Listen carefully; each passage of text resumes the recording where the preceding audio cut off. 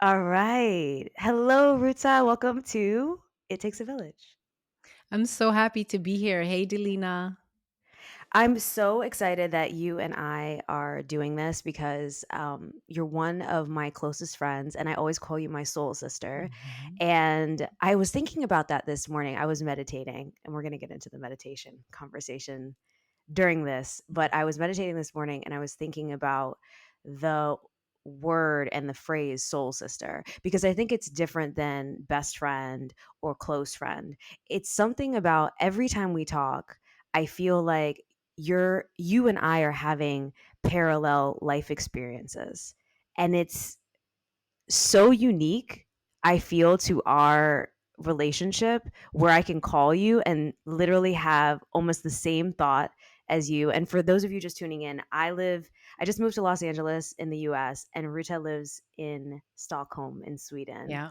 And it's does that not it blows my mind, but at the same time it's like I don't know, it's comforting. Yeah, no, it really is that soul alignment element because it's so funny how we cannot speak for months and then just in one conversation, we're just literally having the same parallel experience.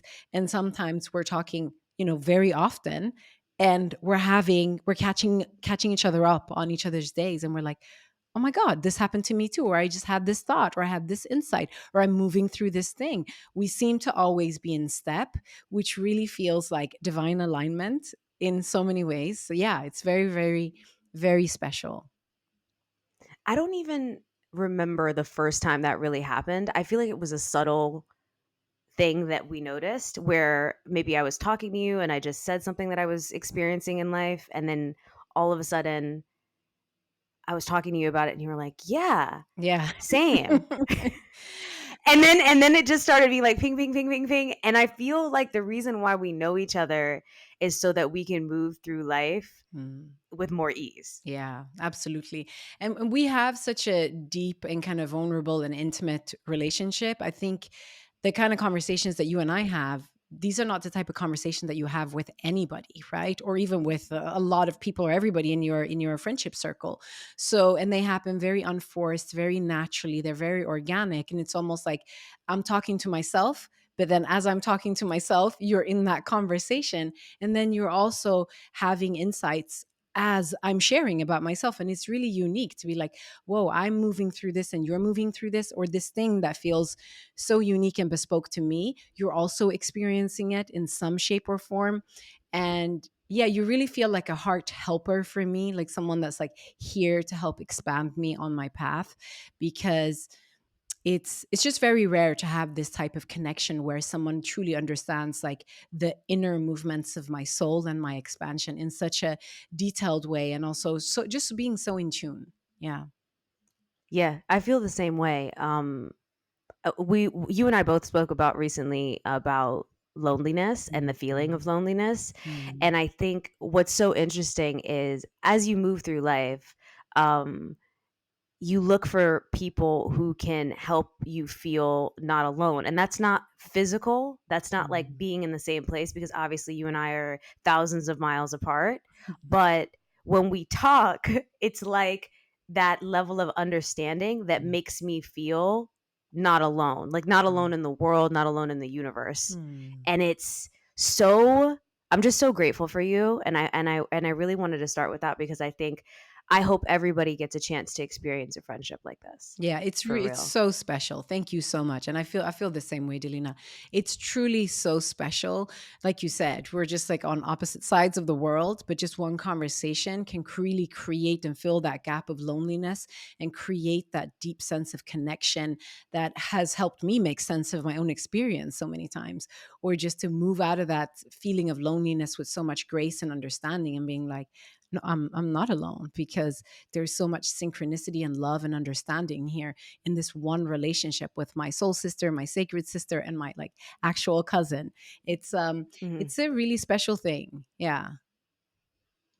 Okay, so I agree with you, and I wanna talk a little bit more about friendship Hmm. and the importance that it is in your life, and I know you and I talked about this also on your podcast, Zanta, where we talked about friendship and its importance in our life, what do you feel you look for when you are looking to be friends with people? What Ooh, traits? such a great question. I love talking about the topic of friendship because I feel like we're only now in the mainstream starting to talk about friendship in an authentic way. I think up until this point, or in the recent years, the last couple of years, we've been talking about friendship from a very performative way. You know, some of the stuff we talked about on my podcast, where we talk about friendship from this place of like loyalty or legacy or what I should be doing. I think today I've evolved into an understanding of friendship, that friendship is something that for me requires a lot of freedom, right? It requires a lot of, I need a lot of spaciousness in my friendships and just understanding.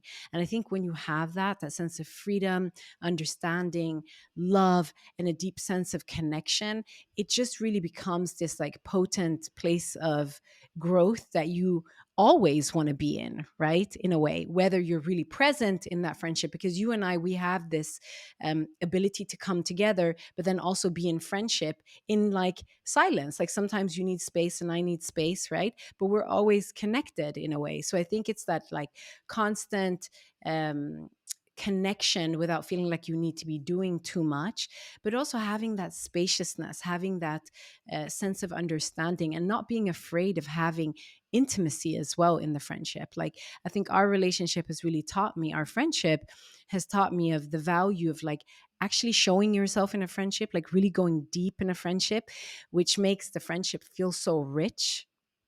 And it's made me really understand that actually I don't really need too many friendships because the quality of the friendship is so deep. Hmm. I was listening to someone this morning and they were talking about how they don't agree with low maintenance friendships. And I thought to myself, why would somebody be thinking this? Because, Mm, you know, everyone is a mirror in your life, mm, right? Everyone is a mirror in terms of our experience. We have an experience, and the way we're perceiving it is because of our own life experience up until that point, sure. right? Our reactive, if we feel reactive to something, like what is it that it is that is creating this intense feeling that you need to react to it? Yeah. And so I thought to myself, because I realized it didn't make me upset that she was feeling this way, because you and I have both talked about the value of that, right? The value of maintenance friendships. But I think she misunderstands what that means. Yeah. Because in my opinion, I feel that a low maintenance friendship doesn't mean that you're not a good friend. It doesn't mean that you won't show up for somebody. Mm, It means that you understand that at the end of the day, the only person in your life that is consistent or that will always be there is you. yeah. So developing a relationship with yourself is just as important as developing a relationship with people outside of like your own mind. You know what I mean? Like, Yeah. like it's there's you and there's your relationship with Yeah. yourself, and then there's your relationship with like our relationship, right? Which Mhm. is so special, and it makes life valuable and worth living, and it's not something that is to be discarded or not to be paid attention to. But Yeah. what it does mean is that when I do take space, you understand. And when you take space, I understand. Yeah. And it's not, we don't take it as we're trying to leave each other alone or we're abandoning each other. We're instead taking a moment to say, okay, I value myself. How can I sit with myself more? How can I be more comfortable with myself? How can I move less and be still more? Yeah. And I don't, how do you feel when you hear someone, have you heard this rhetoric about low Yeah. maintenance friendships being a little like, ooh, I don't know, you know? We're really getting into it. Let me tell you the truth. In my Yes. experience, after experiencing burnout, and I was kind of rejigging my relationship, I was discovering my relationship with myself, or to myself.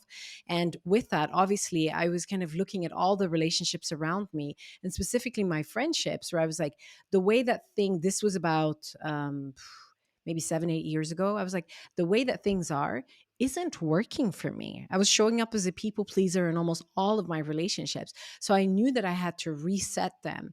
as I started to reset my relationships and specifically my friendships, I noticed that some people were uncomfortable with it because I was now requiring this level of space that I hadn't, advocated for in the past, right? And what I now understand through my work as a coach and my work in personal development and just like cultivating my spirituality and just understanding the human condition more, which is a deep interest for me, I've understood that a lot of my friendships and a lot of friendships out there in the mainstream are actually quite codependent. And we sort of demand almost codependency from each other. If you're my friend, you'll do this. If you're my friend, you'll show up this way, right? And I think what I've done is actually to untangle myself from codependency in my friendships. And in the beginning of that journey, it didn't land so well. I think with a lot of people, they didn't understand because as a collective, I think that we were still in the paradigm of codependency in relationships. But I was like taking myself out of it. If I'm going to be really, really honest with you, it wasn't necessarily so conscious. I think I was taking myself out of it from an intuitive survival place. I was just like, this isn't working for me anymore. Mm. I'm not being authentic in the way that I'm showing up. So it started with me taking a lot of space and then reintegrating into those friendships. But did I feel like a bad person? Yeah, I did feel like a bad person for saying that. Actually, I love low maintenance friendships. And maybe I should define what that means to me. To me, it means that in my friendships, where almost all of my friendships, I think all of them are low maintenance at this point. We are deeply connected. My friends can absolutely depend on me. I'm a ride or die. If something is happening in your life, I will show up 100%. But in between, I require a lot of spaciousness. I am deeply invested in cultivating a relationship with myself, which I haven't been for most of my life. So it means that when we see each other, we see each other. When we talk, it's a real connection. But in between, I am cultivating my relationship with myself. I'm pouring into my own life and I really enjoy the spaciousness. And I would like for that to be respected, which it is today. But in the beginning of my journey, it was shaky. And it was shaky. And I also Yeah. felt a type of way because it was like, when you're in a dynamic and you're untangling yourself energetically, you can feel it, but it felt right to me. I was just like, this is codependent. We're enmeshed with each other. I'm doing things that I don't want. I'm saying things that I don't want.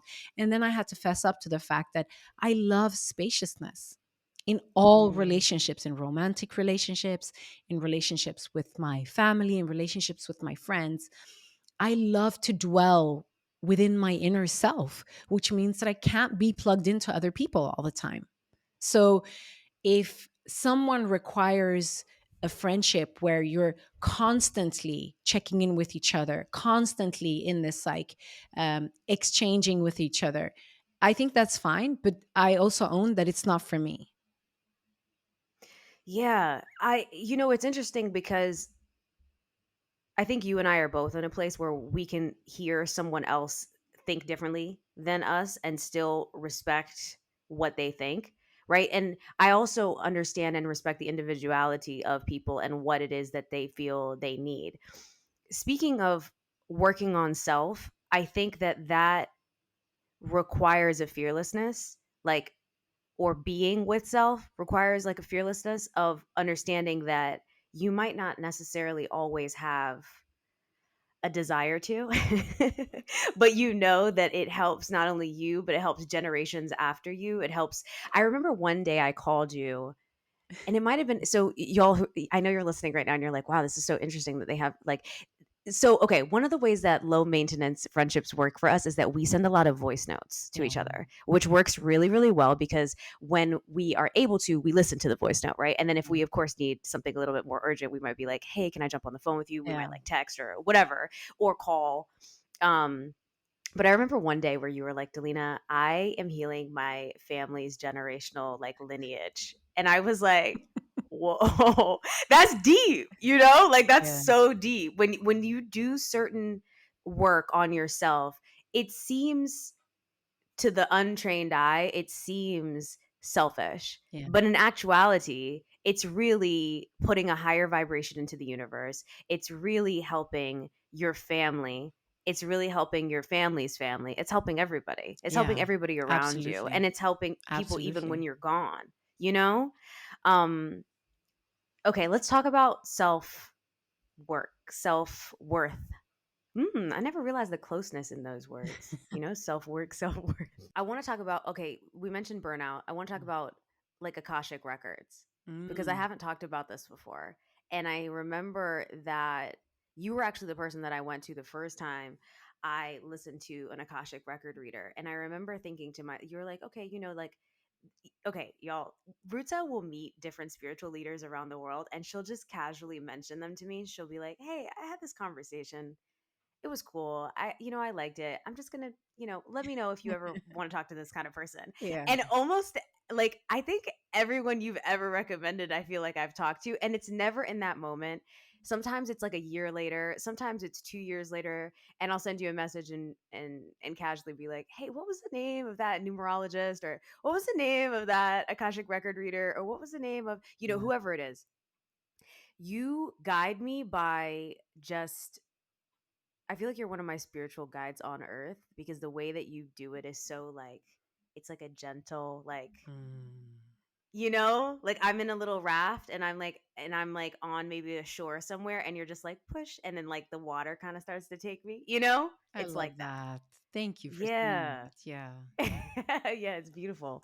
It's I'm so happy that you're a coach because then people get a chance to Mm. experience what you do for more people. But okay, let's go back to Akashic record reading. Yes. So, how did you know you were interested in that? Because I feel like that's where is that maybe the first healer that we talked to So that you I talked to? love that we're having this conversation because I think this is officially the first time that I also talk about like the Akashic records and um, my relationship with my spiritual expansion and just my spiritual experience and my spiritual self, which is something that you and I talk about a lot and that we are devoted to outside of the things that people might see us doing in the mainstream. And I've really enjoyed keeping that sacred. But I also really enjoy bringing it into like a greater community space when it's called for, like we're doing right now. So the Akashic Records, I think the first time I came across that was probably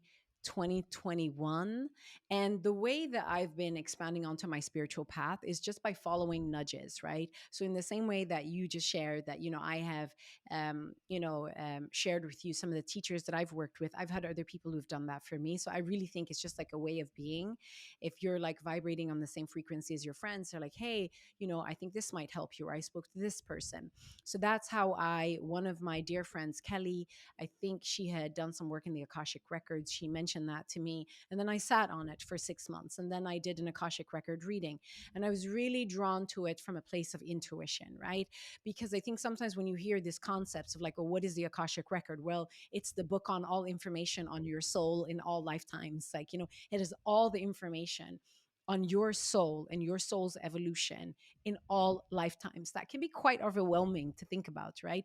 But one thing that I've accepted about myself is that I move with my intuition. If it feels good to me, then I move forward with it. So I did an Akashic record reading and it was just on point, right? Some of the messages that were coming from like my spirits, my guides, my angels, my ancestors, they were deeply aligned with where I was in that moment, but also with my lineage and my experience. So it was sort of undeniable in the sense where I was like, how could someone know this, right? And I remember in my first Akashic record reading, I just started crying within the first couple of minutes when the guides came through and they were telling me some things about myself and my experience on earth and why I was experiencing my life in a certain way. There was just like tears coming through. And since I've been in the records quite a lot of times with different practitioners, this year alone, I've been inside the records like 4 times, I think. And Oh every wow. time that I'm in the records, I'm just really reminded of that this life experience is multidimensional, that if we can't just go off based of what we see, but that there are so many things and that connecting with our soul and connecting with our soul's purpose is so important. And it's been truly expansive for me. And it helps me move through this world as well with a lot more ease by understanding that the soul is calm, you know, the soul Yeah. knows what to do. The the soul is a place of love, right? And it also helps me to clearly distinguish the voice of ego in my Mm. daily life. Yeah. What has your experience been of the records? Oh my gosh. So, you introduced me to a woman named Katie, Mm. and I remember you told me that you mentioned that it was a very emotional experience Yeah. when you spoke to her, and I think it was probably like maybe a year after. I think it was about a year after that I was like, okay, I'm ready to talk to her. And so I spoke to her, and similar to you, the tears didn't come in like the very beginning of the first session, but they came towards the end, and a lot Mm. of it had to do with them um basically your guides come to you, and your guides are like, your ancestors, your and basically tell you what you need to hear. And it's really interesting because it's very specific to you. And I think it's almost like a hug from the universe. I think that's the Oof. best way to describe it, Yeah. right? It's like you just Mm. feel like I'm I am I am exactly who I need to be. And Mm. it's I was reminded that I need to take up space, Yeah. and that I'm protected when I take up space. Mm. And it was the way that she said it, because the idea is it's not Katie, right? It's her channeling this message that I need to hear. And so as she's talking, um I'm hearing that, I'm valuable, that I need to take up space, that I am protected, like I have angel wings, like just these Mm. beautiful, beautiful messages that I really needed to hear. And it gave me like wings. I felt Yeah. more, it was okay to be more myself. It was okay to be a bigger energy. And up until that point, I remember I was hesitating to be bigger. Yeah. And I don't know if I really even consciously understood what I was holding back from myself, but it felt like there was no other choice, that this was the way forward, this is what I was supposed to do, that it actually was easier than I was making it seem.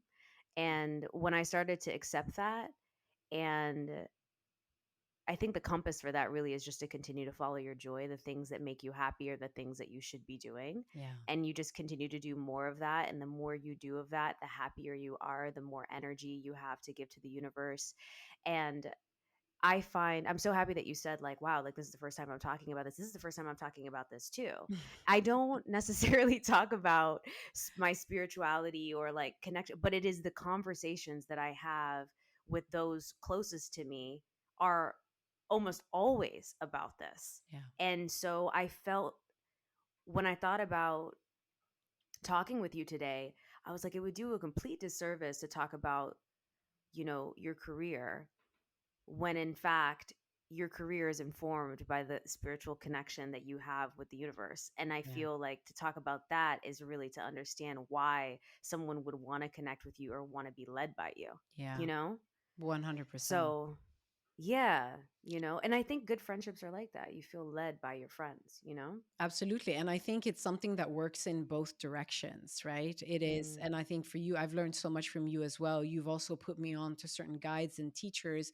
And I feel like you just help each other and you do this like beautiful zigzag when you're just like moving through life together. And what I think is the most important when it comes to expanding on your spiritual path is always checking in with your intuition, right? So, one other teacher that we have in common is Rob, our spiritual yeah. mentor. And I remember when my friend told me about Rob, I sat on that for 9 months and then I was like, yep, I'm ready. So only doing things from a place of intuition and not from a place of he has the answers or, this franticness or I need to speak to him right now. And I think it took you a while as well to speak to Rob. And then you guys solidified like an amazing relationship with each other where you were able to tap into more knowledge about yourself and your soul also through like the realm of auras, right? And one thing that I wanted to add as well, I come from a Christian background. Like, I think we both come from a traditional kind of sort of Christian background. I don't think that Hmm. spirituality conflicts with religion in any way. That's my personal opinion. I also don't argue on these things with people. I just believe what I believe, right? And Same. um, for me, it's just been an expansive kind of journey where I've followed my intuition and teachers coming to my life, astrologers, aura readers, Akashic record readers. And there's something that is undeniable that they share with me about my soul, about my existence, right?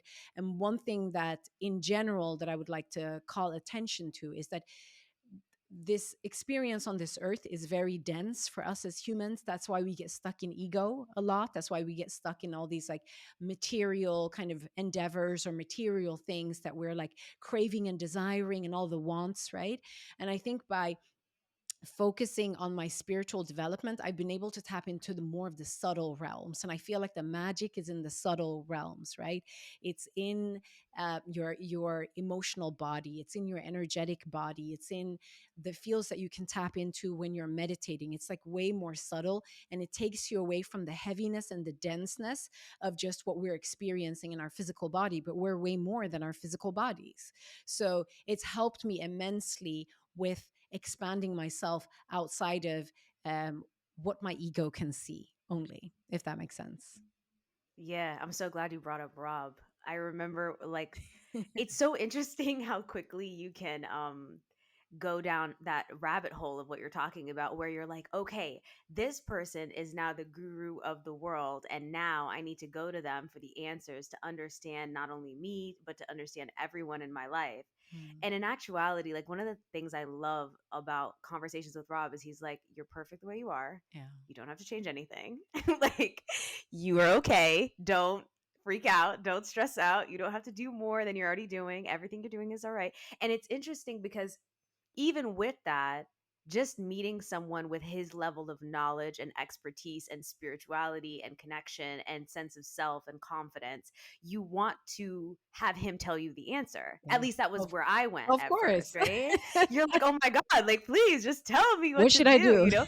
What should I do, Rob? Like, just tell me. And so, over time, what happens is you start to realize that, like, while the knowledge that you gain is informative and special and amazing, and I value my relationship with him, he's almost like a grandfather that I never had, right? And like, there's so much about that relationship that I feel I learned, not only about myself but about people around me, and how to interact and how to understand them and how to have more compassion for them, but how to have more compassion for me. Like, Yeah, you are exactly who you need to be. You don't have to change yourself. Like, yeah, what an amazing, incredible phrase to repeat to yourself, like, almost, like a mantra. absolutely. um And I yes. think it speaks to also, Delina, it speaks to this, like, as humans that live in this very kind of dense reality here on earth, I think that we believe that there is only one answer. So we're like, can you tell me the answer? Tell me what to do. And the truth is that you have free will. You can play this game however you want. There's so many different ways that you can make choices. There's so many different paths and options. And part of evolving as a human being, evolving your soul, is also playing with those options. It's trial and error, it's trial and expansion. And actually all of it is in service of your expansion. So I think it's the ego that's like, tell me what to do. I want to know the right answer to find love, to become rich, to become successful, to fix this problem.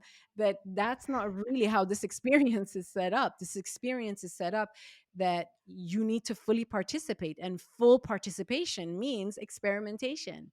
And that means not about getting it right or wrong. Like, life is not a test. Life is not a test. It's just like, you make such a good point, because we talk about this all the time about how it's all really just an illusion.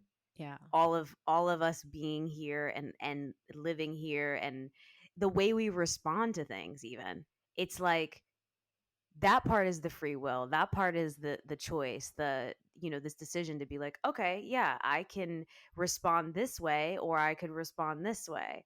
Am I going to let my ego lead, or am I going to lead with my heart? Am I going to be open? Am I going to be someone who understands that everything that's happening is not necessarily having to do with me? It's just how someone is, having a personal experience in their own mind, in their own illusion, and they're reacting based on that experience. It's funny, it actually makes me think. So the other day, I went to go have a salad, and I just wanted to go sit outside in quiet. Like, one of those days where you Yeah. like go and you're like, sit I was just sitting outside, And before I go and sit outside, there's like this menu order screen, where you can kind of order your food, and like I feel like everything is becoming digital now. So I'm ordering, and as I'm ordering, there is a man that is standing right next to me, and he's talking on the phone, but talking is putting it politely. I mean, he was truly yelling. You know what I mean? Like yelling and yelling so loud. And he was just trying to make a point, but the interesting thing was is he just kind of kept repeating the same thing. He was talking about like he was talking about some crazy stuff, but he was basically like he was just like he wanted this person to hear him, Mm. and you could tell that he was really trying to drill his point in about how he felt about a certain situation. So anyway, so I'm looking at him, I'm like, all right, you know me. I'm like, okay, yeah, I just, I want to be peaceful. So I go through this restaurant and I go outside and I sit outside, and I'm the only person out there. And I just remember feeling like, like, like you just go outside and it's Yeah. quiet and like no one's out there, and all I can hear is like kind of cars in the distance. And this man comes busting through the door. Following you. Like busting through the door, and I'm just like, and he goes and sits down in the corner, and he's like louder because now he's outside, so his voice gets louder, and he's like, yeah, yeah, like yelling in the phone. And I, in my mind, I'm like, what's going on here? And I'm also thinking about, why are you reacting like this to this, Delina? Yeah. Like, what is it about this? Like, why are you trying to control someone else? Do you know what I mean? Like, you start to think Mm. about, like, what is it that's going on in my own reality, when you can kind of like take yourself out of it and go like bird's eye for a second and be like, why am I so affected by this? Yeah. Like, what is it? And I realized in that moment, like, part of the thing is that entire day I'd been avoiding my work, avoiding what I needed to do, what I needed to get done.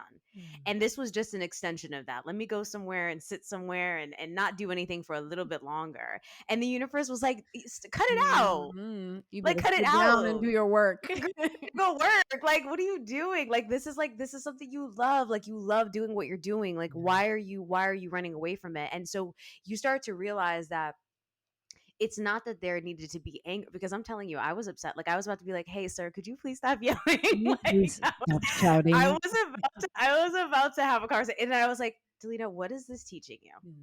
And I think what has happened is that flipping that and realizing that there's a reason why you're having a reaction to something. What is it? What Mm. what is it about? And it was like, oh, no, no, this is the universe reminding me, like, why are you comfortable right now? Yeah.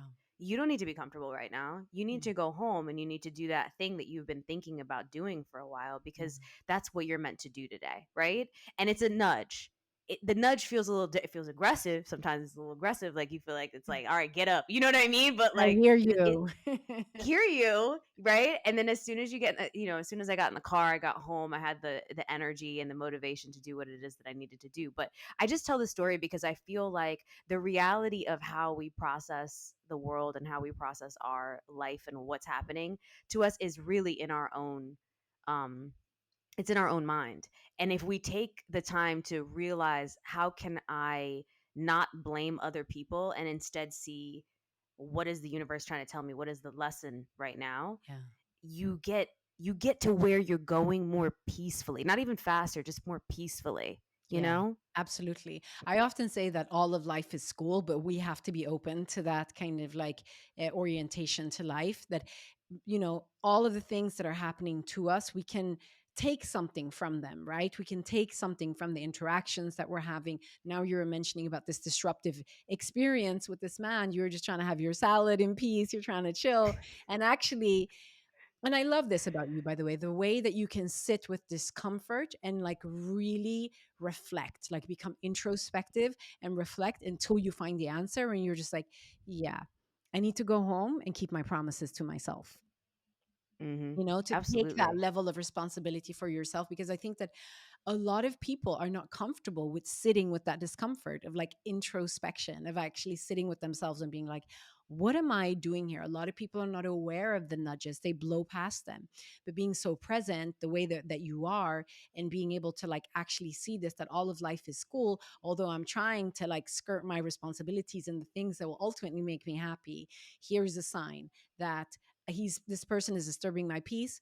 Actually, I should be home doing the thing that I said that I was going to do, right? And I think that's what I mean by like all of life is school. And I don't know if this is a tangent or not, but this just made me think about also this person that you're describing. I read a post yesterday on social media about how important it is for all of us like to decenter ourselves in other people's lives, how often we make what's going on or how other people are expressing themselves or what they're doing about us. But actually, truly, most of the time, almost all the time, people are having an inner experience with themselves based on their own traumas, their own wounds, their own hurts, their own pains, their own desires and wants. They're just like really in that inner drama with themselves, and then we kind of collide with other people, and when we collide with other people we make their inner experience about us, and it's like actually that's not the case. What's happening is that that person is in their universe, in their bubble, and then we just happen to cross paths and there was like a spark or an explosion or whatever it was, right? I don't know, I've Mhm. been thinking about that a lot actually, and it goes ties back to the conversation about friendships as well.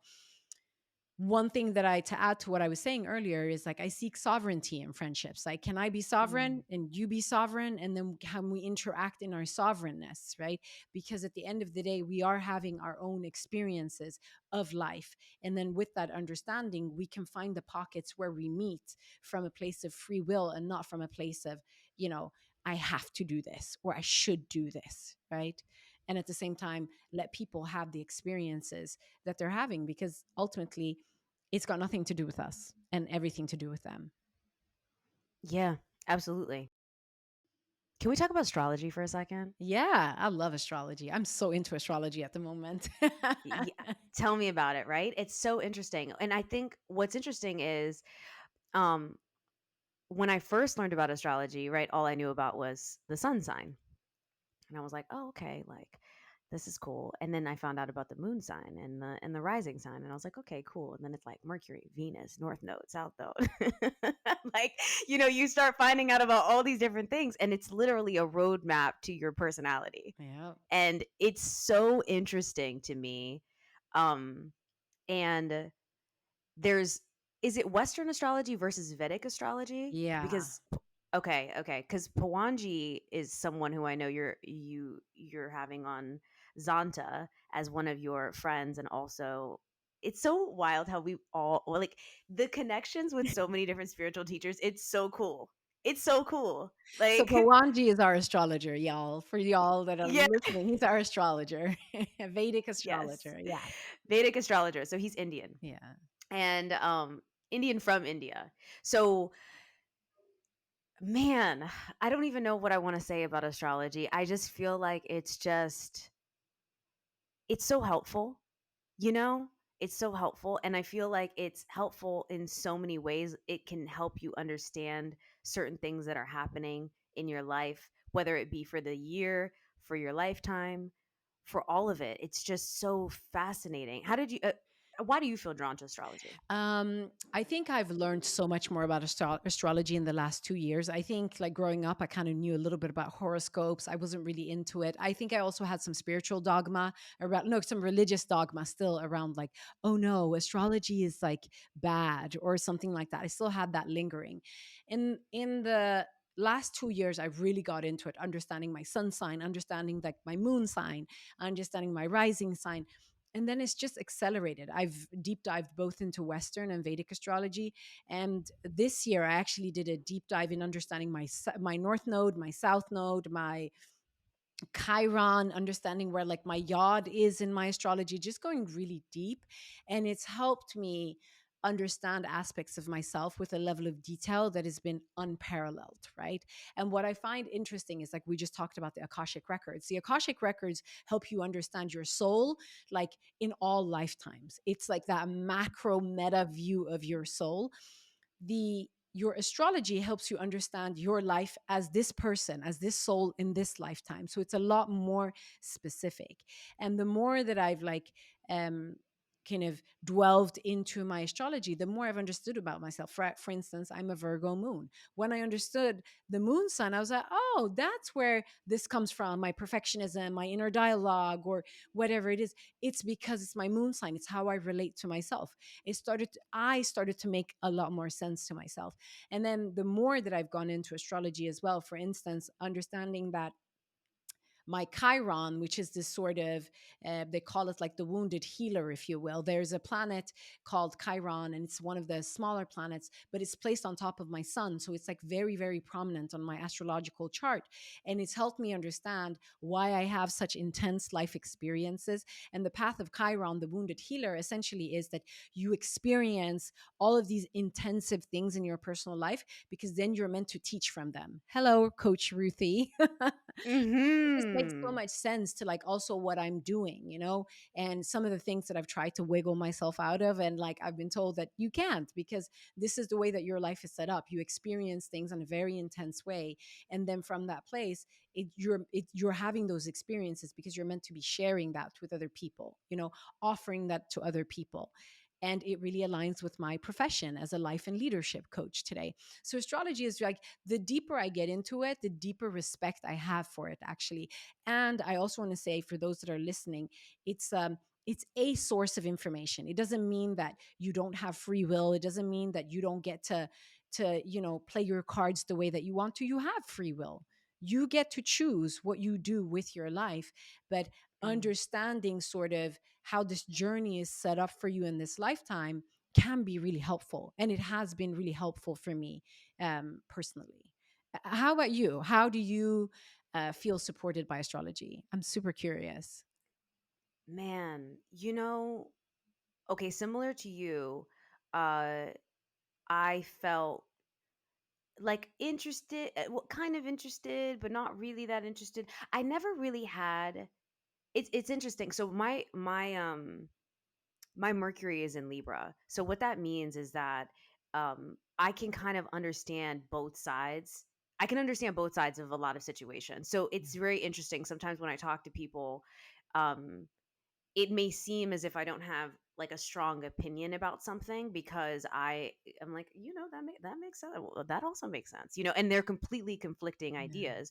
So in the sense of astrology and religion, I didn't really have that strong conflict between the two. I understood both sides. Like I understand why people are like, yeah, don't get into the cards. And then I understand other like people in astrology where they're like, religion is, it's confining you and it's not allowing you to like explore what's really happening. And like, so there's a bit of, I feel it, I see it, and I understand it, but I still wanted to explore both in a sense, Mhm. and I still feel both can exist within one person, which they do exist within me, right? I pray to God, but I also still, I still read. uh it's so funny. I don't know why horoscope. The word horoscope seems like the very tip of astrology more than it seems like chart. Like astrology Yeah. chart feels more accurate, right? Whereas Yeah. horoscope feels like it's more like fortune It's teller. very different. Yeah. Isn't that Horoscopes is like interesting? what the West has commercialized into like these bite-sized Okay. chunks, pieces that you read at the back of a magazine. That's what we found out. That's what we learned when we were teenagers, right? About Right. horoscopes. But that, and actually someone who is intuitive reading your chart, because most astrology readers that I've worked with are actual intuitives as well. So they can combine their Right. intuition with reading your chart, and it just becomes so dynamic when you do that. It's something completely different. Yeah. For me to answer your question about astrology and my own personal experience, I mean, incredible. I think that, man, like what have I found out? Like even just this part that I just explained to you about my Mercury and Libra, right? That helps me understand why when I remember at one point I was dating someone who really wanted me to have strong opinions about things. And it got to a point where it got kind of contentious. Like he Yeah. was like, "Well, how come you don't, how come you don't know like what you Yeah. think?" And I'm just like, "I don't know. I see like both sides." And so, one thing about me is I'm very honest. Mm. I will tell you, even if I know that it might not necessarily land the right way, I will tell you how I feel. So if I don't have an opinion, I'm not going to make one up, right? And so a part of me kind of had this feeling after we would have these conversations like, man, like what's wrong with me? Like, why Mhm. don't I come up with a thought about this? Why can't I get like, oh, I'm 10 toes down on this one Yeah. thing? Right. And I almost started to feel a little bit like, is there something going on with me that I can't get to that point? And then you find out in your chart, oh no, that's just who you are. Yeah. And it's like that universal hug again. It's that universe Yeah. hug, right? It's like, hey girl, you're all right. Like, don't worry. You don't have to pretend. You don't have to be performative for anybody. You don't have an opinion about it. You don't. And does that mean I have no opinions about like anything? No, that's not true, right? But it does allow me to be more, someone was describing it to me recently where it said like it's kind of like more diplomatic, like truly diplomatic, where it's like I feel like I can see, because I can really understand both sides. I can't really get so worked up. You know what I mean? Like I Yeah. can't, like I can get upset about something, but normally it's I was listening to my Kabbalah teacher the other day, and he was talking, and he was like, anytime someone's upset, it's because they're not getting their way. Yeah. Like it's, and I was like, that's a really good point. Like, you know what I mean? Like, it's like I have to find the exact phrase of what exactly he I said, but love he's like, that. Keep it essentially, he's simple. like, Yeah. your ego's involved. Like, you know what Yeah. I mean? Like, that's literally, they don't feel supported, or they don't feel understood, or they don't feel loved, or they don't feel, whatever it is, right? And for some people, maybe his Chiron had something to do with this, right? Yeah. So Yeah. it can help you understand why certain people process things. But I also feel like I've transitioned so much, not just from I'm older now, but it feels like peace is so like at the top for me with everything I do. Whereas, so I will have a conversation with somebody, but I won't yell with them, right? Like it doesn't come out of me anymore. It's not what, and this is coming. Listen, I used to be somebody who used to be like, let me tell you something, like I used to be like, I had things to say, but I don't know. It's like I don't know, maybe it's the separation of realizing the illusion of life. When you're younger, you kind of like you're You're you're in it. so grounded. You're Yeah. so yeah, like grounded might not even be the right word, but like you're in the reality of like you think that the world is what the cards you've been dealt, and you're not really realizing how much power you have.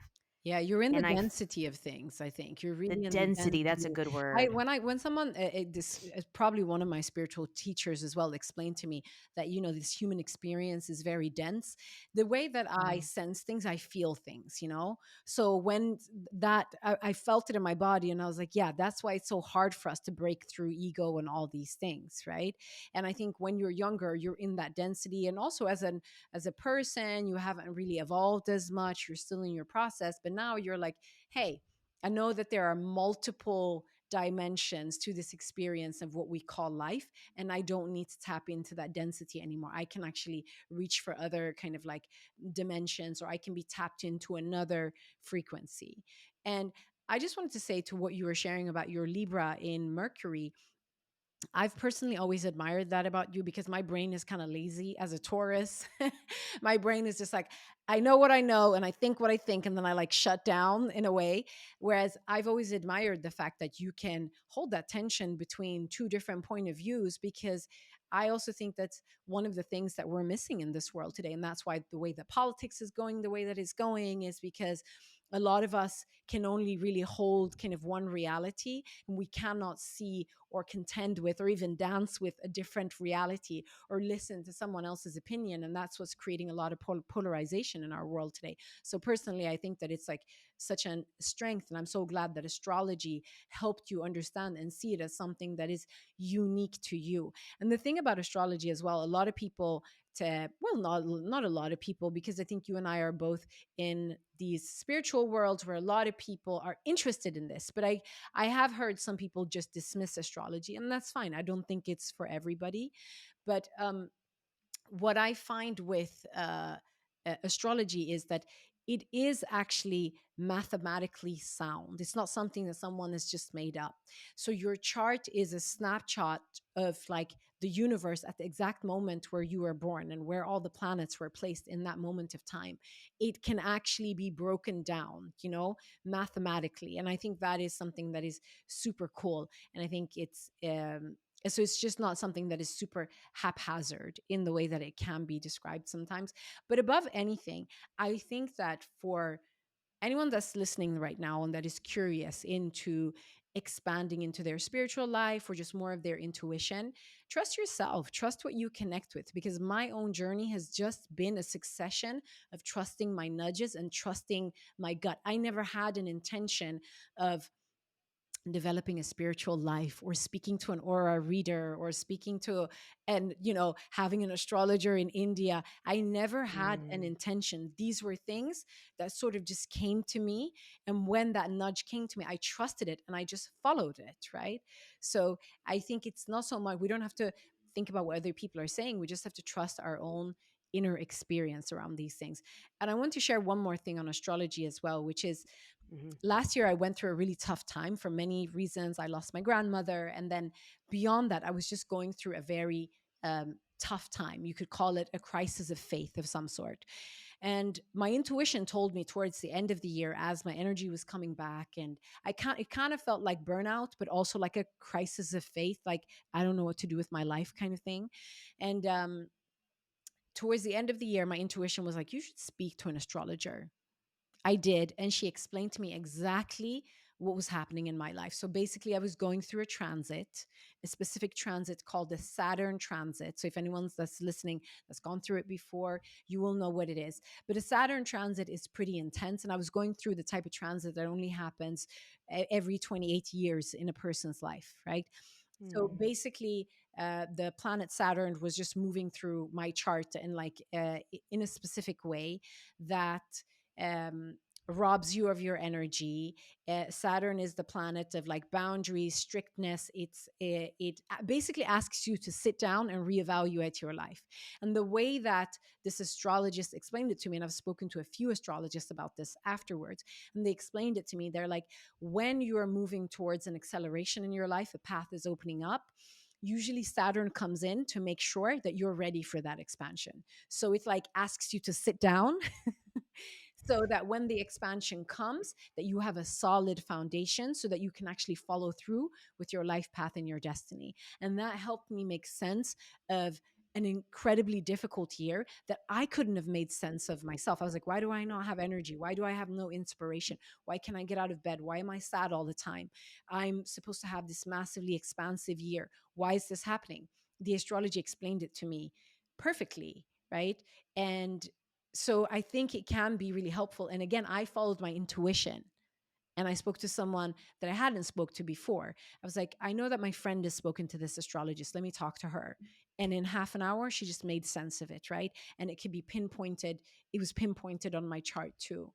But again, what I want to highlight is I followed my intuition. And I think that it's important for all of us to follow our own intuition. But having that information, it allowed me to really relax and being like, okay, I know why this is happening. I can now make sense of this experience. Yeah, man, thank you so much for being for sharing that, because obviously as your friend I know what was happening last year, but yeah, it's, man, that's such a good, such a good place to share from, because I think when you're going through so much, and I'm so happy that you and I are having this conversation, Yeah. because I think that as I'm thinking about it now too, I'm like, wow, like we're so brave. We're talking about things we've never spoken about before with Mm. everyone. We're making our private conversation public. And I feel like it's going to change things, not only for us, because it's going to like release our own personal throat chakra and allow us to say what we need to say publicly. But I personally just feel so calm and so ready to share this type of Yeah. information. And I feel you're so ready to share this information. And in order for the world to shift, private conversations that are impactful and powerful need to be shared. And so Amazing. I'm very happy and proud of us, and thank you for, and also thank you for sharing that. I do want to add one thing about human design, Yeah. because I know we didn't talk about that, but that was also a huge shifter for me as well. And I listened to this podcast called Human Design by Jenna Zoe, and I Mhm. really, really, really love it. She has an app as well that I find just incredibly fascinating. You can put in, similar to astrology, you can put in the date, the time that you were born, and all of these different things, and it will help you understand tons of things about yourself. Mm. It's like an expander on top of your astrology chart, I would say. Yeah, I It's love its human own design. world, right? Yeah. It's its own world of understanding. And just, I found out I'm a manifesting generator, and that makes a lot of sense for me, because I need, in terms of the way that I create, I found out that, like, sometimes I can run, and it seems like I'm running faster than every single person around me, but then I need to Mhm. couple that with, like, incredibly intense deep rest. Yeah. I took a sabbatical earlier this year Mm. where I just took off of work for a few months, and it was so restorative Yeah. for me, and at the same time really necessary for me. And then when I started to understand that, I was like, whoa, okay. I have to give myself this, because this is in my DNA. This is who I am. Yeah. And to give myself permission to rest unapologetically, which is something I know that you did also around the time that you had experienced burnout, the way that you took off a year, right? I took a whole year off, yeah, around the time when I was Whew. experiencing burnout. And again, that was intuition. That was not logic or mind. That was pure intuition. Yeah. It's something about, I just find myself endlessly curious about the spiritual world, and uh, at the same time in reverence of God. I Mhm. find both of those, like, things are just so incredibly important to the core of who I am, And the source is the same. and the source is the same. And the source is the And the same. source is the How you same. access the source is different. For some people, religion is the path. For some people, it's spirituality. I mean, there's so many different ways.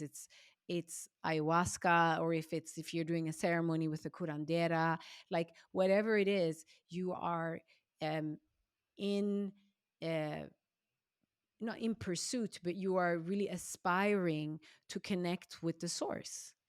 And the Hmm. source is also in you, by the way. Yeah, You absolutely. come from the source, so um the source is also in you, the divine source, yeah.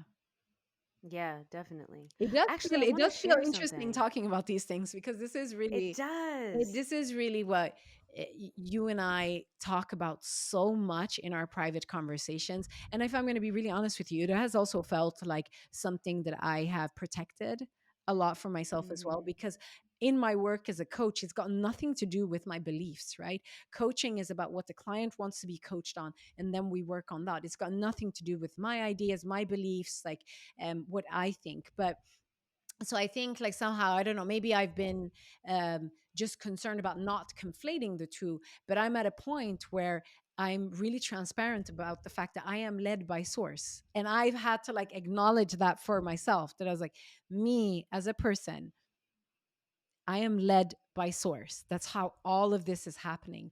And that connection is just keeps getting stronger and stronger and stronger. And well, I'm sure we'll talk about meditation as well, through meditation and through so many different things. And I've done so many different things to experience source, ayahuasca, working with curanderas. And it's like, it just keeps getting stronger and stronger. And I understand this experience in this life that I'm having. I'm a soul in a human body.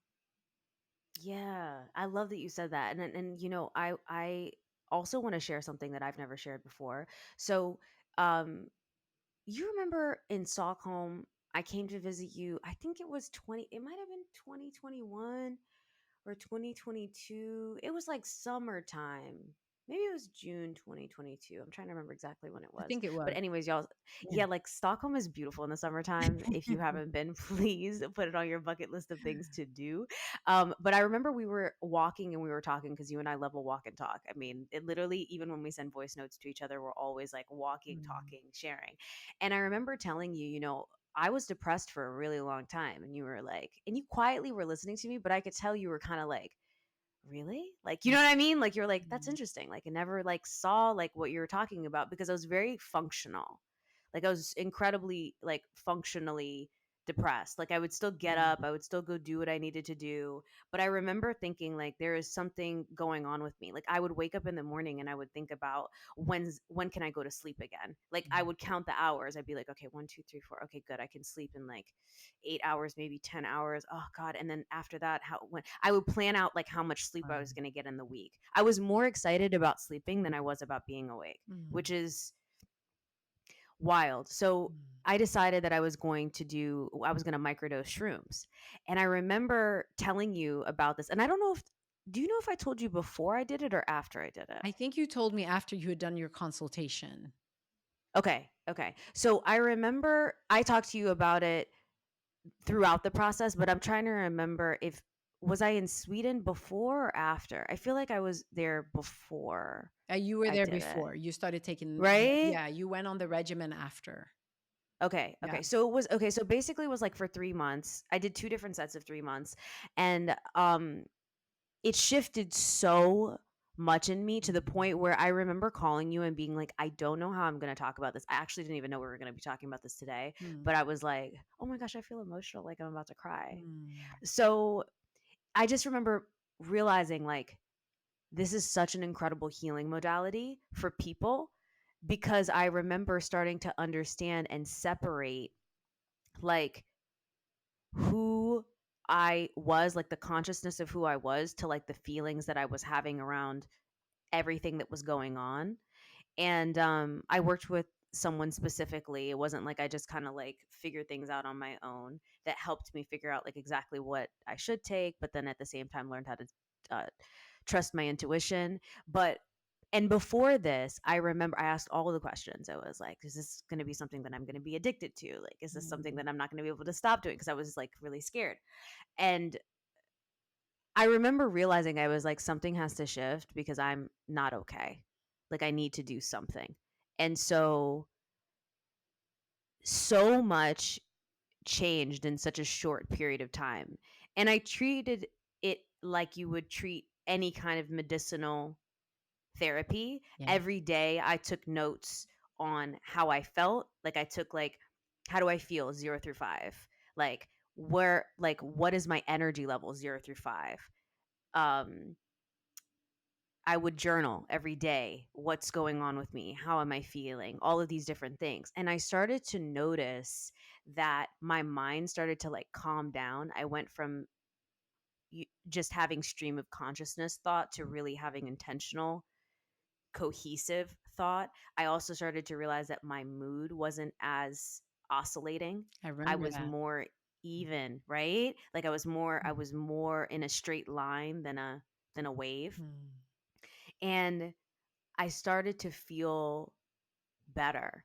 And I remember thinking, because a lot of people were recommending that I maybe take ADHD medication. And I remember being like, I'm not taking ADHD Mm. medication. And it's okay if that's something that you do. But I just, to me, I was like, I think I can heal this with plants. Mm. I'm always going to figure out how to try and do something naturally if Mm. I can. And I feel like, man, I cannot speak highly enough about it. And eventually I'm going to do, I think, a full episode talking to somebody who's actually, you know, a doctor talking about it, but it shifted things for me in a way that like there is Delina before shrooms and then there's Delina after. I And love that.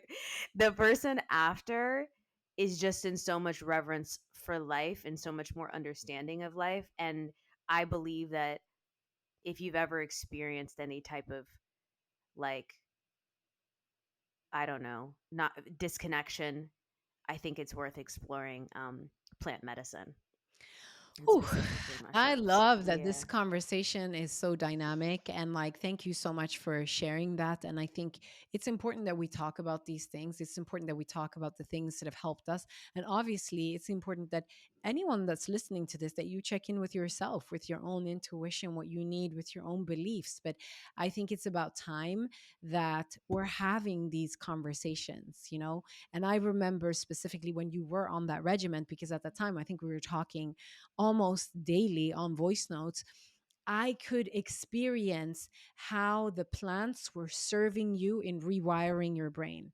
I could hear it in you, in your tone of voice, in the way that you were speaking, in the things that you were expressing yourself about. And I remember, I never said this to you, but I was paying close attention to you as well, because I was like, I want to make sure that she's okay. So I was like, when you were sending me voice notes, I was like really listening to the voice notes, And then I would go on IG lives and I'd be like, okay, how is she doing? I'd pay real good attention just to make sure. But I could see how it was really serving you. And it's important that we have the conversation about depression, about mental health. I've been really open. One of the reasons why I did take that sabbatical was because I wasn't well. I remember my intuition was just like, stop it. You're not going to work for a year. You're going to learn how to take care of yourself, in the same way your intuition led you to saying, like, I want to do something else that doesn't come from the pharmaceutical world. I want to work with plants. I want to work with the ancient intelligence of plants. I want to work with ritual and ceremony, and something that just feels more connected with me. And look what the outcome was. And it expanded you onto such a beautiful path as well, with your sabbatical and how you're moving through your business and your life, and just moving and creating so much more alignment for yourself. So yeah, I'm just super happy that we're talking about these things. And I can add my experience with shrooms as well. Was as part of a ceremony with the curandera, and it really helped me move through grief. I didn't know that.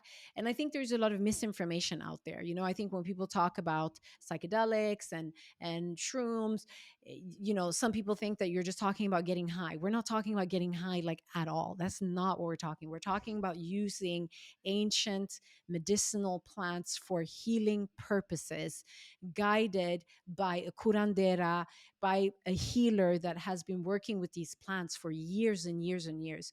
So when I did my mushroom ceremony, it was with a curandera, and she's worked with ayahuasca and other plant medicines for over 20 years. This is people who are initiated on the path. And it was administered as part of like a really sacred ceremony, which helped me actually heal my grief of my grandmother. After that ceremony, after months and months and months of crying, I could actually talk about her without crying. It was incredible, just a healing experience. So it's important that we talk about these alternative ways of elevating, of growing, of healing ourselves, because if we're going to rely on Western medicine alone, I don't think we're going to get that far. I agree with you completely. I Yeah, I remember that time frame for you, because I remember you and I talk very openly and very frequently, especially when we're working with different types of things, because it's also like you said, we have reverence for people who know what they're doing, and we don't treat these types of experiences as like, yeah, let me just try it and see. It's very much like my session of what I was doing. My program was designed by a doctor that I worked with that is very familiar with this specific formula and specifically what I'm supposed to be doing. And it was about, we had a conversation about what's going on in your life. How are you feeling? How are you processing? It's intentional. Yeah, And I think one of the things about it is actual medicine. It is actual medicine. I absolutely. believe that 100%.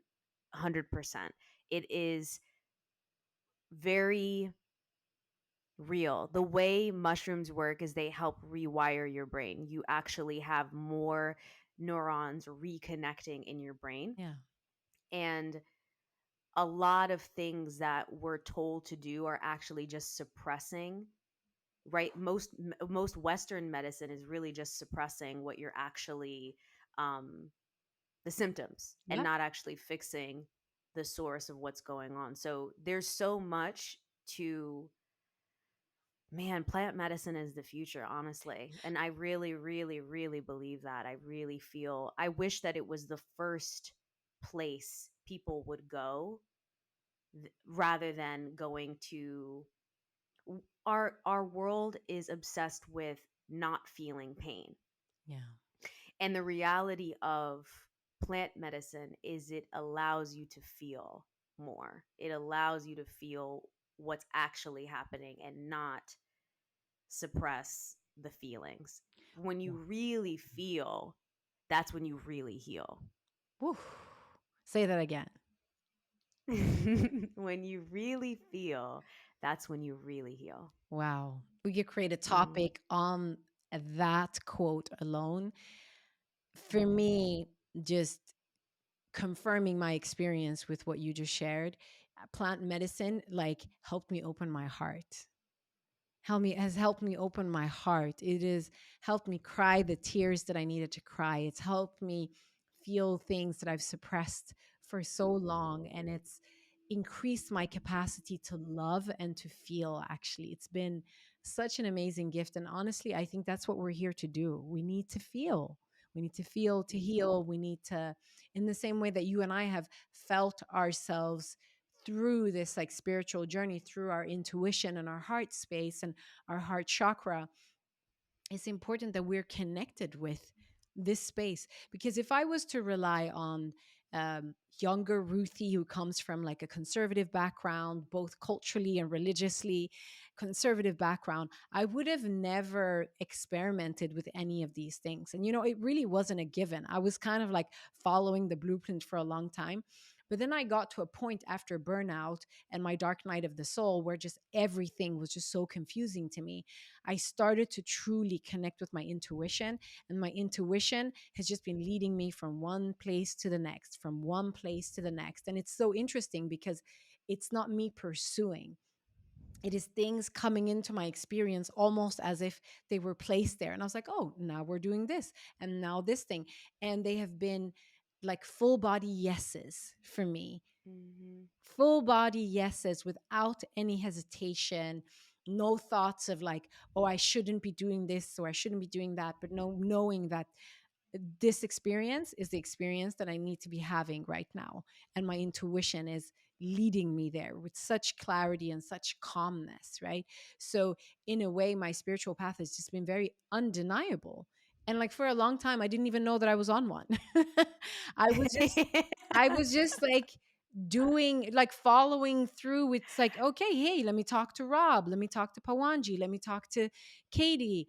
Let me go to this. So the woman that introduced me to the healer where I did my first shroom ceremony. I met her when I was at the like beauty salon doing a beauty treatment, and we were talking. And she was like, "Oh my God, your energy, da da da da. I also do this. Your energy is so amazing. Do you want to come through?" And I was like, "Yeah, let me come through." It's kind of like that. It's never been me like looking for things per se, but more so the more honest and authentic that I've been with my life, the more of these healers and experiences and modalities have come into my experience. And when they've come into my experience, it's been like, yes, absolutely yes. And it's expanded me every time. Yes, I love this Undeniable. so much. Yeah. Yeah, it's the universe will give you what you need. It's up to us to just say, "Yeah, okay." And it's like a whisper of a yeah. It's like, I'm interested in that. Yeah. And it makes me also think about so in 2020, I was in New York City. I was living in New York City and I was completely like alone. And I remember I definitely called and spoke. And I think that this is when you and I, like our relationship, I feel like really started to expand in such a beautiful way. I think we really started to like pour into each other more and Yeah. deepen our connection and our relationship. And one of the things that I started to do in 2020 is I took a course on meditation. Mm. There's a center, it's all over the world, but it's called transcendental meditation Mhm. is the type of meditation that I learned how to do.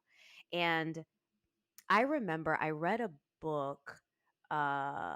Russell Simmons wrote a book like a long time ago, like long time ago. I think even Donald Trump was in the forward. Like it was a long time ago, and and right. I like me getting the book, and then like there's so many things there. But I got the book, and I remember reading, and I remember him talking about TM, and I was like, I'm going to do that one day. I remember just being like, I'm going to do that one day, put a pin in it. And it probably was at least maybe 15 years before I actually ended up doing it. Like it was a long time ago. Mm. And so I don't know what happened, how it came back up, but then I ended up going and being like, okay, so you could actually go in and take the course, but you had to wear a mask. So it must have not been like early 2020. I think it was like it had to have been like June, July, Mhm, something like mhm. this.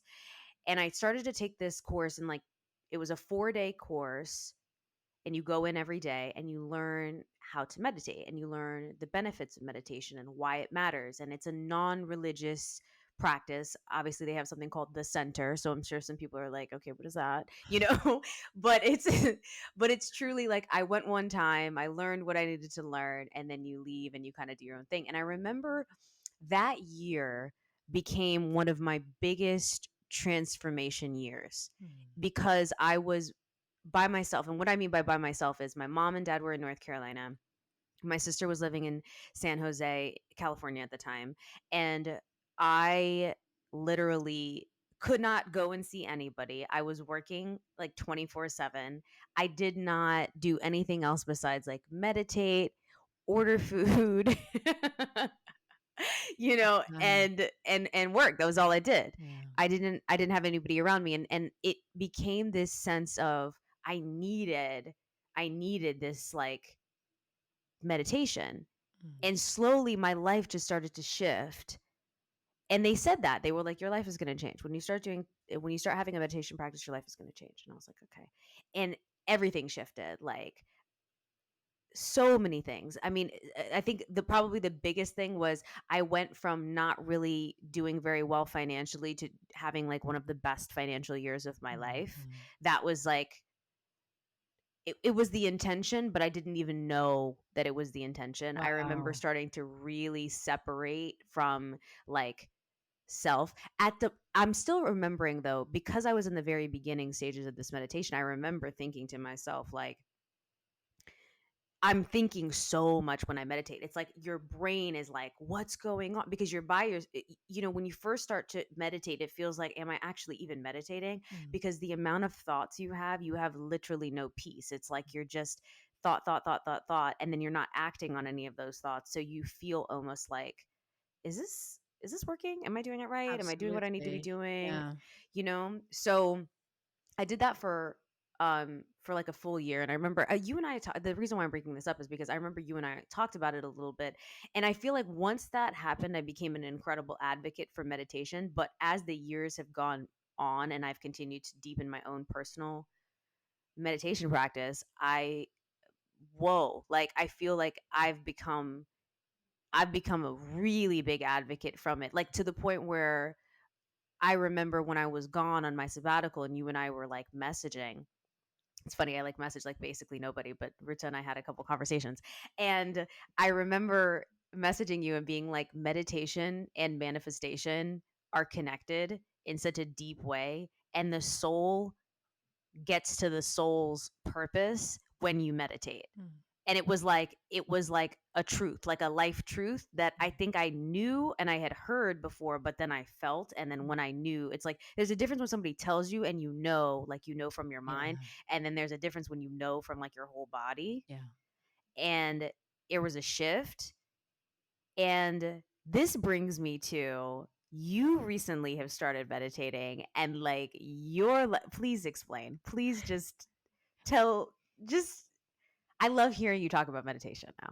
I'm just like, I want to say, first of all, thank you for sharing with all of us your mm, experience with meditation, because I think more people need to know, and more people need more relatable examples of other people who are meditating, who are deepening in their spirituality and their mindfulness. And to what you were saying, it needs to be a kind of a felt experience. It can't be something that we access from logic until you actually have the experience of being in that space of connecting with the non-self, with the observer.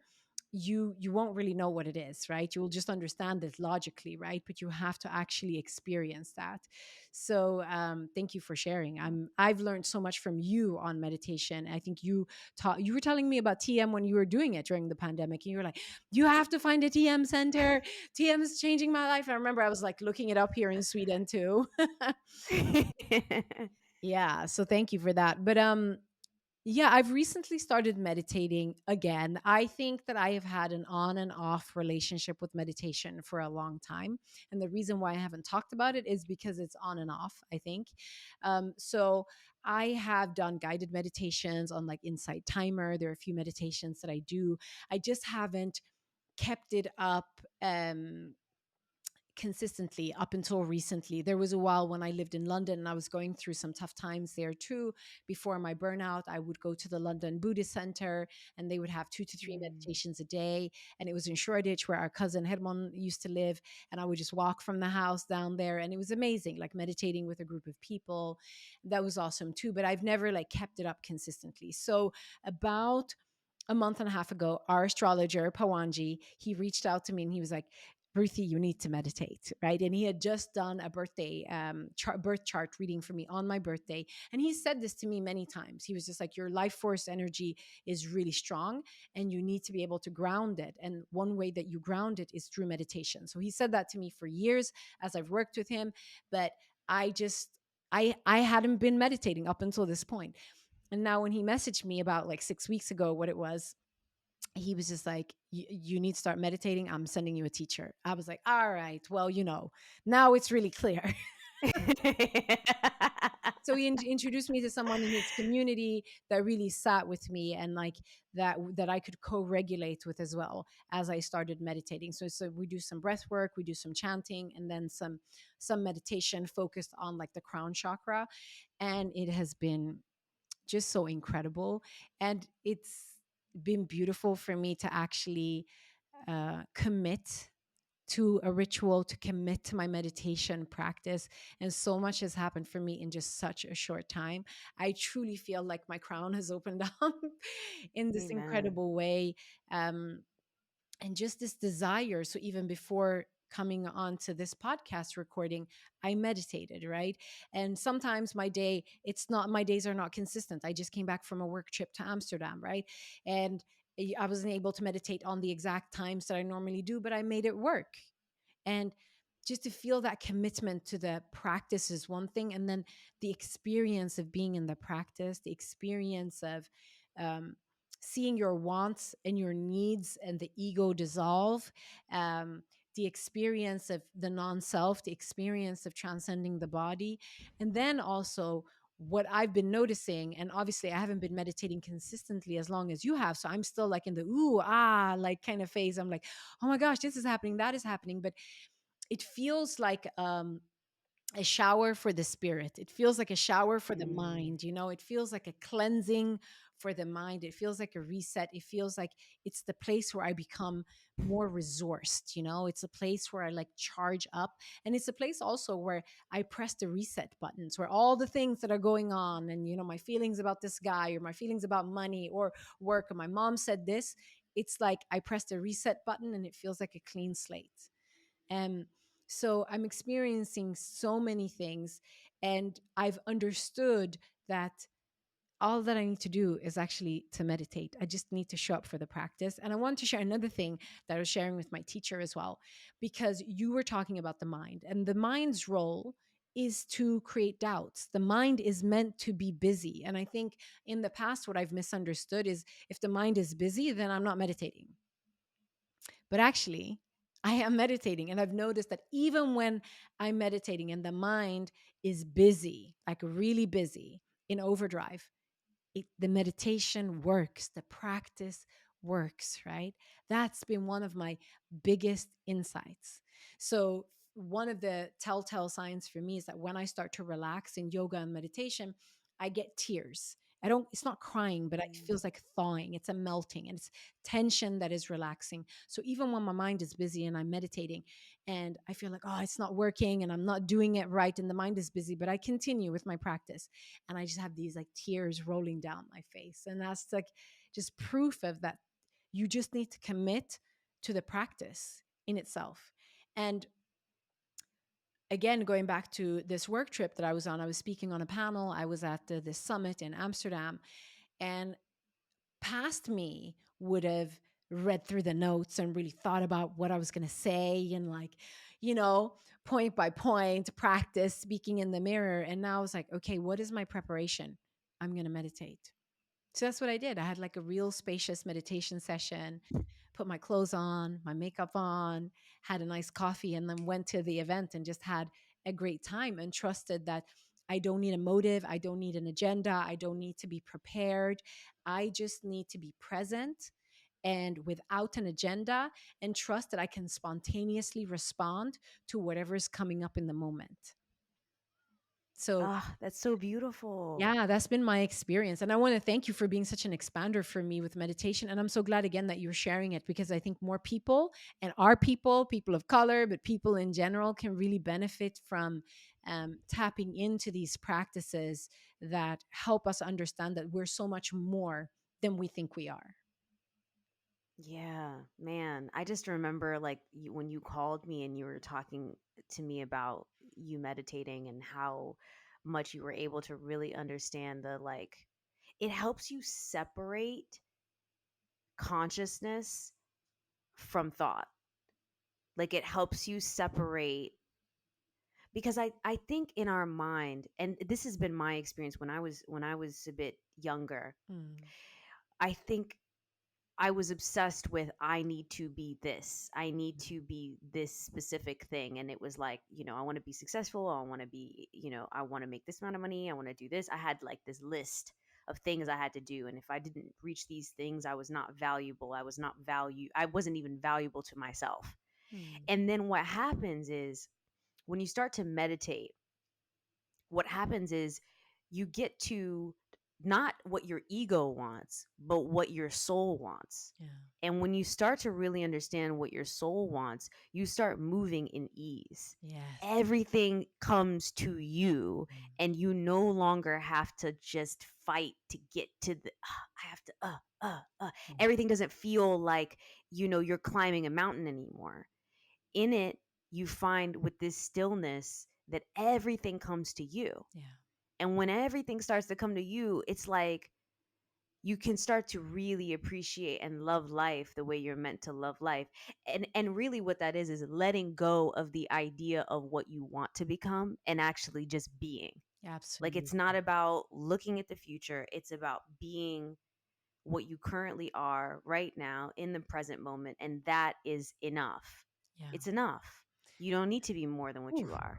yes. And I think for me, my version of that is when my meditation teacher said to me, like, you don't need to have an agenda, release your agendas, be present, and spontaneously respond to life.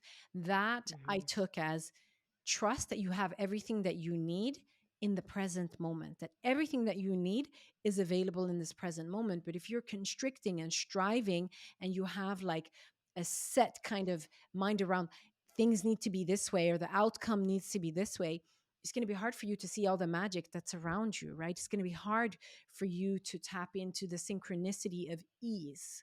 So when you release, it has to be this way, you release your agenda, you become more present, you invite ease, and then you're like, everything that I need is here right now in this Mhm. moment. And now I can actually see it. I can become a match for it. I can appreciate what is here. And through that appreciation, I can expand. It's hard to appreciate when you are zeroed in ego and saying it has to be this way, because then you don't see all the magic.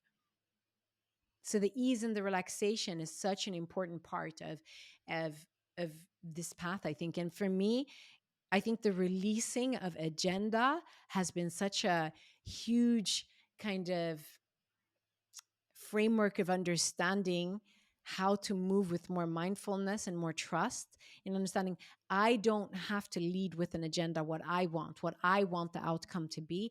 I just need to be present and trust that, I will know how to respond in the moment, and it will come from a true place. No agenda. No agenda, girl. I love that. Okay. I want to know, I mean, I feel like this is the closest that anybody has ever gotten to you, me, like our personal conversations. I feel like we're having like one of the most vulnerable conversations, and we really summarize like our connection. I want I want there to be something that like where would somebody start? I mean, obviously I'm sure there's some moments where you'd be listening and you're like, "Ooh, that sounds interesting. I want to explore that." Like what would you tell somebody if they're interested in understanding what more about spirituality? What would you say? Yeah, I think that a great place to start is to start within self with your connection with your intuition. Because I think your Mm. intuition is, if you're wanting to expand onto your spiritual path, more of a soul led path, I think intuition is just like a great place to click into to start with. And um, for you to start with building that trust in self by actually connecting with the part of you that knows, your internal GPS, the part of you that knows without logic, the part of you that is like your felt sense, your intuition, your deeper sense of trust, right? To practice connecting with your intuition more. And I'll share some advice that I actually got from my own Akasha when I asked my Akashic record this, when I asked my guides, and they said, make space for it. If you want to create a relationship with your intuition, you actually need to create a space for it. And the best time is in the morning, meaning that we can't live in this way where we're overwhelming our senses with like processed foods and other people's energies and entertainment and music and constantly being saturated and then expect our intuition to actually work.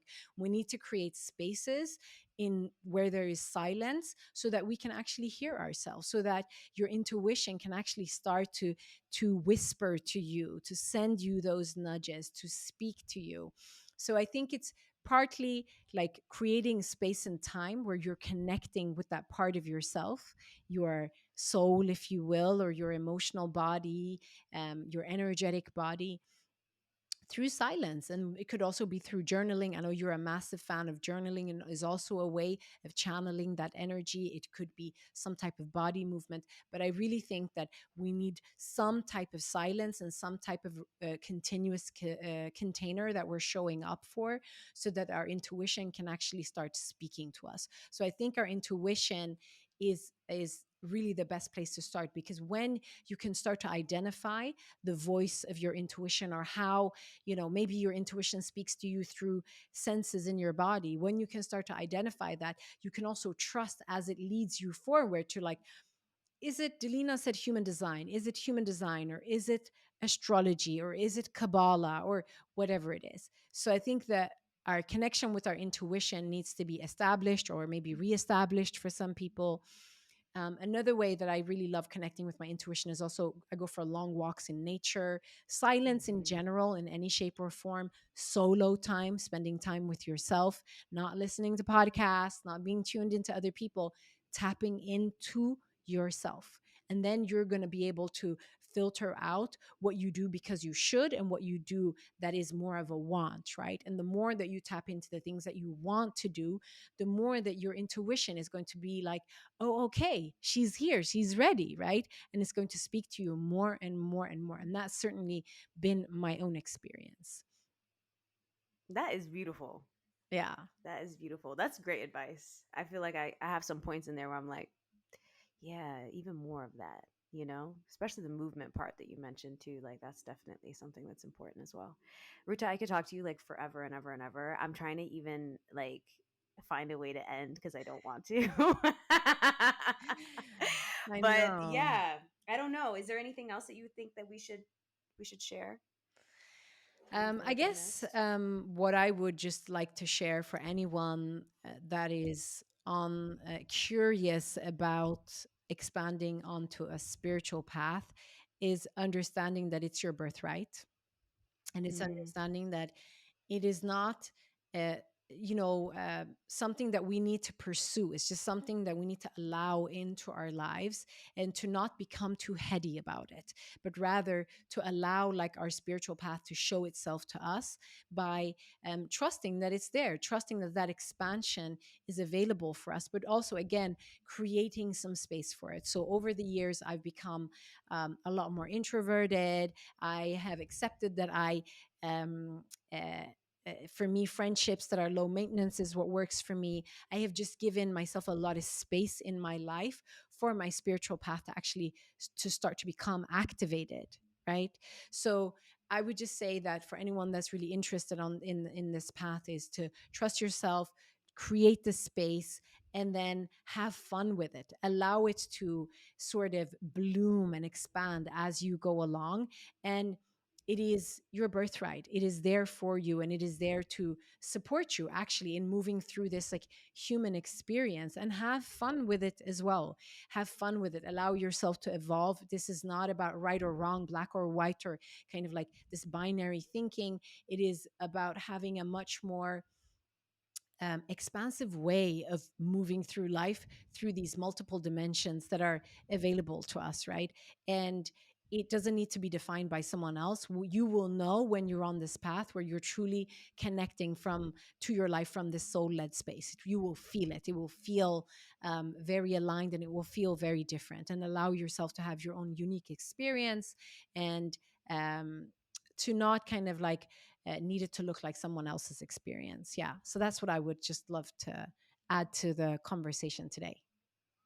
Absolutely. And lastly, could you share where people can follow you and find you, and also a little bit about coaching too? Because I mean, you're doing so much incredible healing work, especially with generational trauma that people experience as immigrants, children Yeah. of immigrants. No, Yeah. thank you so much. So I'm a life and a leadership coach. I'm an ICF certified coach.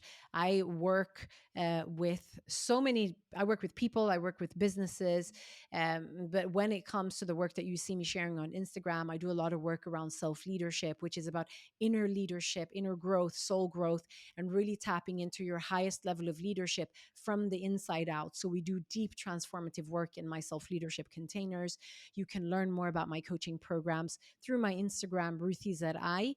And also, I'm sure we'll add the links in the show notes. My website, ruthiezerai.com. I also have a podcast, which is so fun. My podcast is called Zanta. I love it. It's become this I love it too. beautiful platform that is sort of an offering to anyone that is curious about how to grow and how to elevate in life from the inside out. So check out my podcast Zanta, and I'm sure Delina and her team will be adding the links in the show notes. And if anyone has any questions around business coaching or workshops and lectures, which I also offer, then you can reach out to me via the contact form on my website. I do customized workshops and lectures for businesses and schools and different kind of organizations as well. Yeah. Thank you so much for having me.